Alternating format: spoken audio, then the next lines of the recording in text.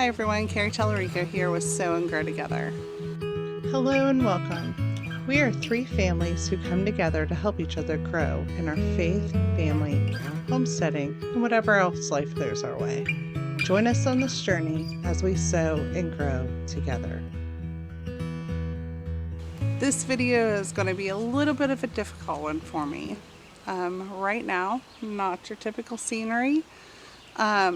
We are just on kind of a family reset. We needed a little bit of time away.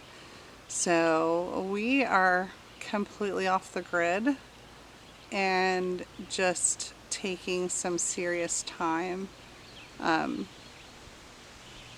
Just taking some good family time. But during this time, God has really been dealing with me a lot. Our family suffered a pretty large trauma. I'm not, nor can I go into details, but everyone's experienced trauma.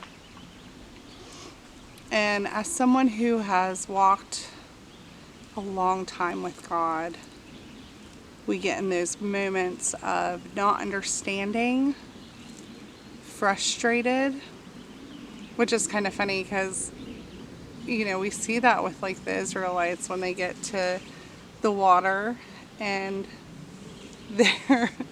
they're like, all they see is that water in front of them, and they're like, oh my gosh, why did we leave Egypt? We should have stayed slaves. And God was like, you don't see yet. Because God's goodness doesn't change. And that's something He has established really, really deep inside of me, is that His goodness doesn't change. It doesn't mean I don't go through the emotions. It doesn't mean I don't go through the questions. But I know who to question. And He's been trying to help me through this.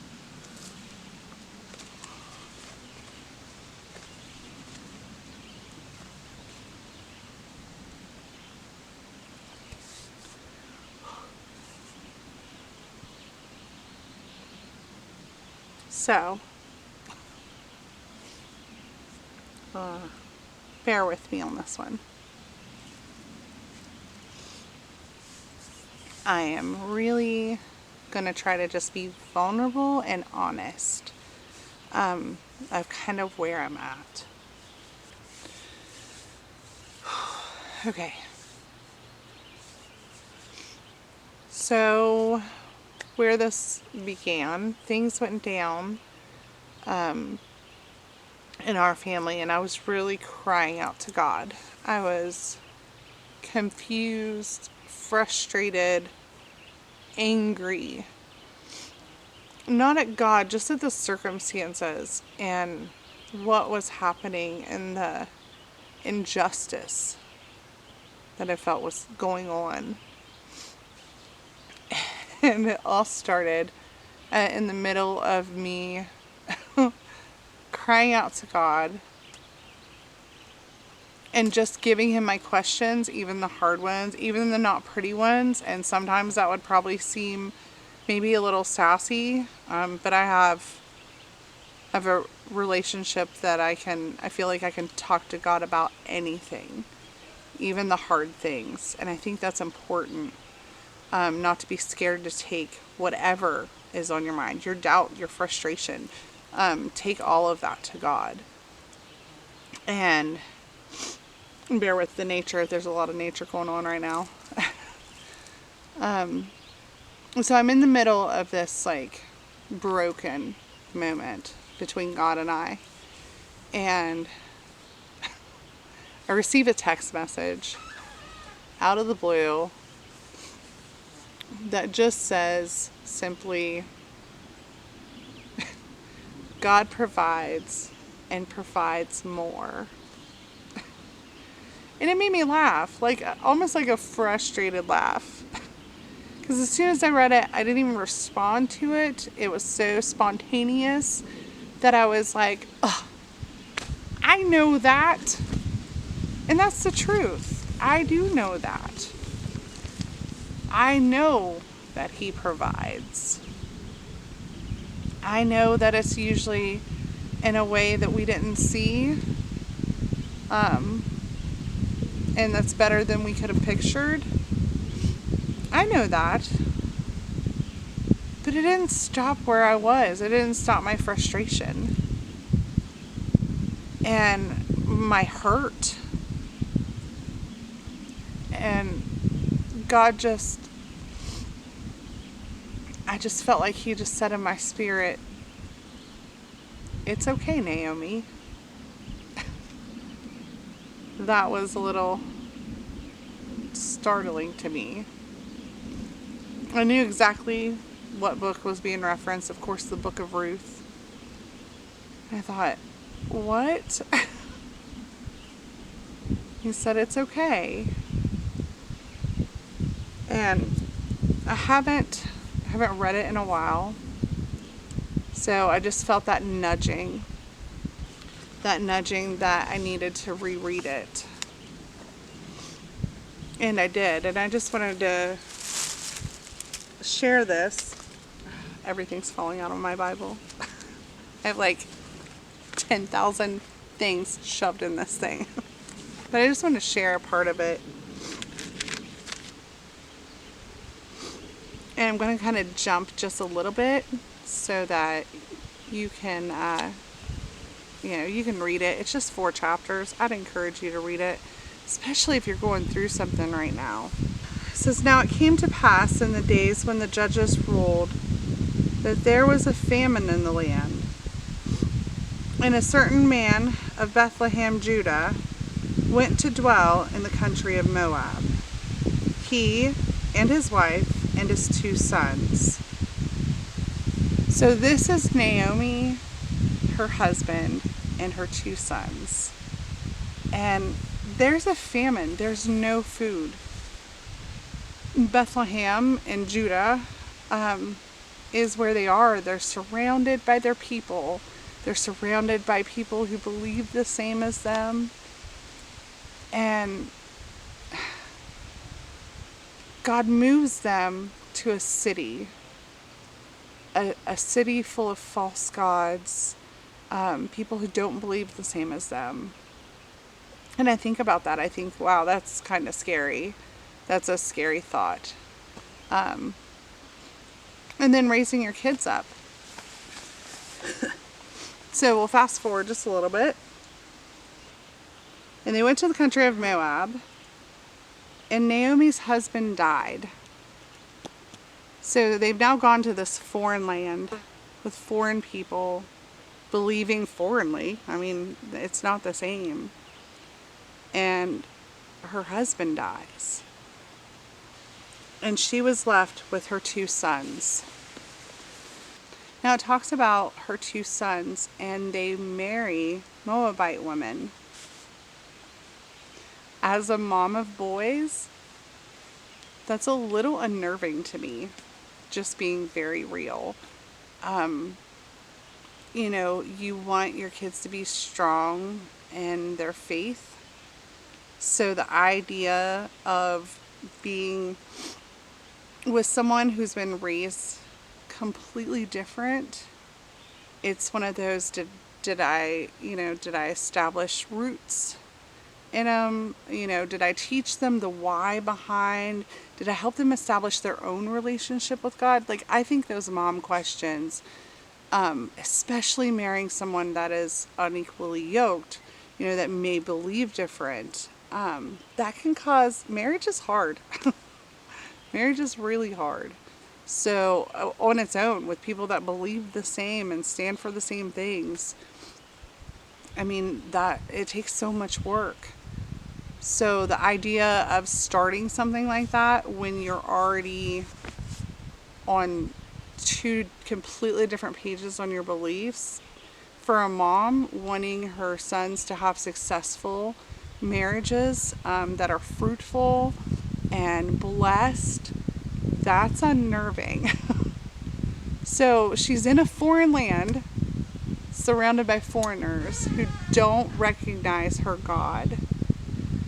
And her husband dies. She couldn't go back home because there was a famine. She wasn't going to be able to feed them. And then she has her sons. Ruth 1:5. Then both Mahlon and Chilion also died. So the woman survived her 2 sons and her husband. Now, that's only the first 5 verses of the book of Ruth.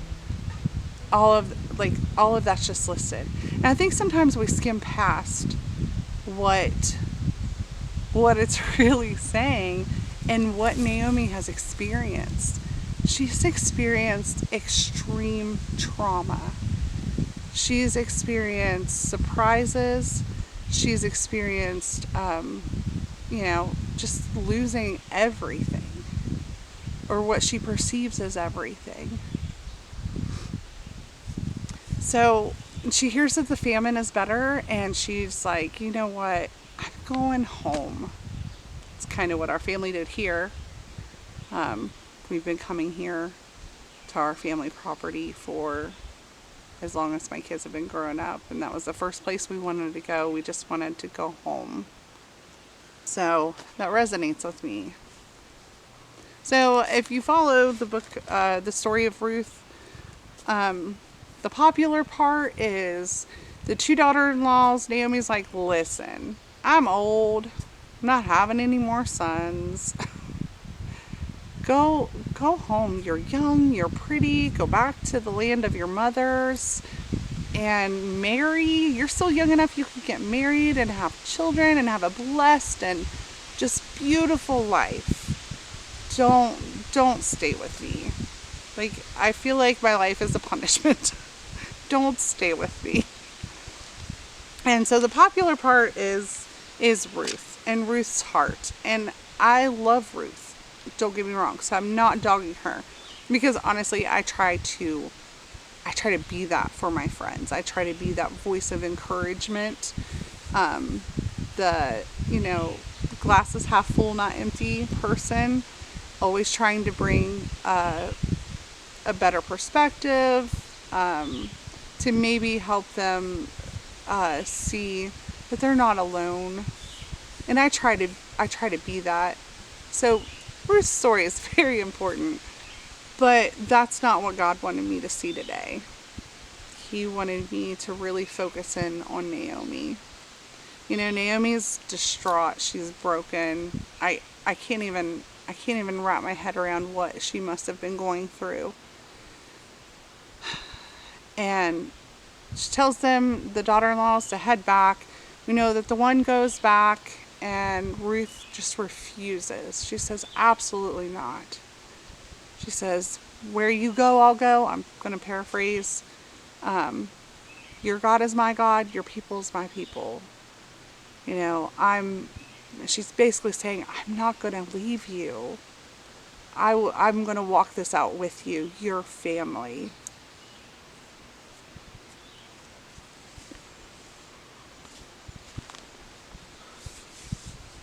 So, moving on, Naomi just was like, okay, whatever. You can come if you want to come. At your own peril, come along. And I feel that in my soul right now. At your own peril, sure, come along. I'm not pleasant company. And as they enter, people start recognizing Naomi, and they knew who she is.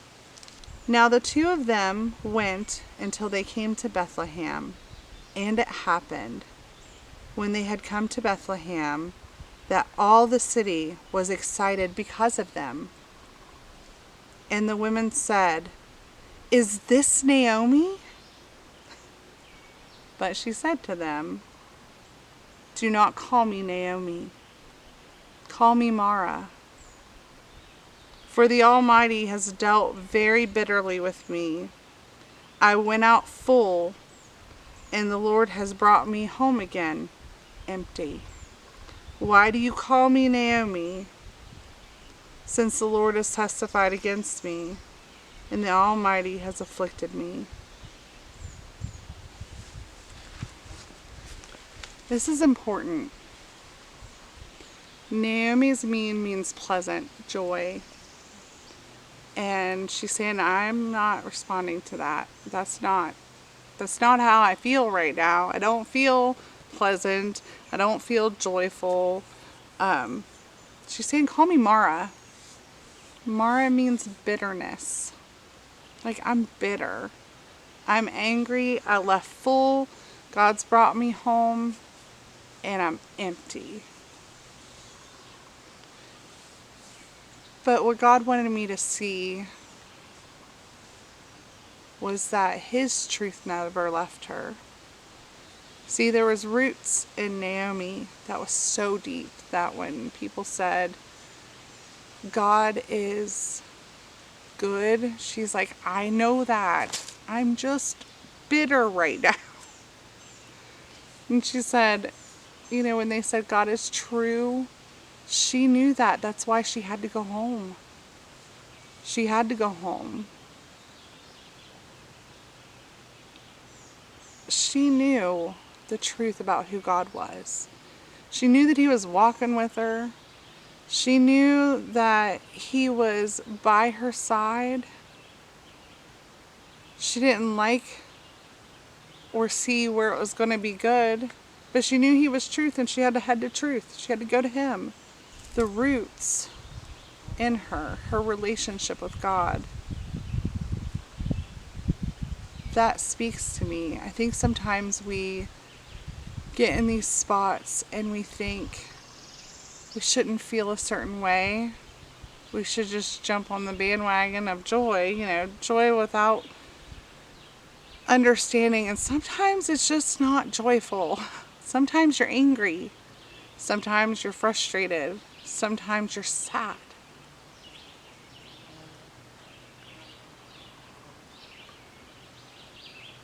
But it doesn't change who God is, and it doesn't change who I think He is.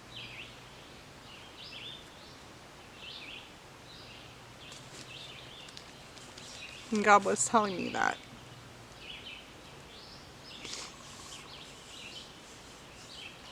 He's telling me that He knows that I love Him. But He also knows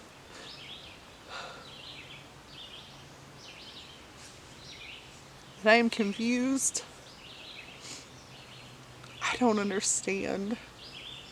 But I know He is truth. And I'll cling to that. I may be a little angry, frustrated, maybe bitter. But, that's the other beautiful part about this story that I don't think people pick up on. You can't find one place in the book of Ruth where anyone ever addresses her as Mara. What a beautiful circle she has. And I'm very blessed to have the same kind of circle. That they won't acknowledge. They know she's bitter. They know she left full and she came back empty. They know she's frustrated. But they won't call her that because they know that's not her. They still address her as Naomi, as pleasant. They still honor her and love her.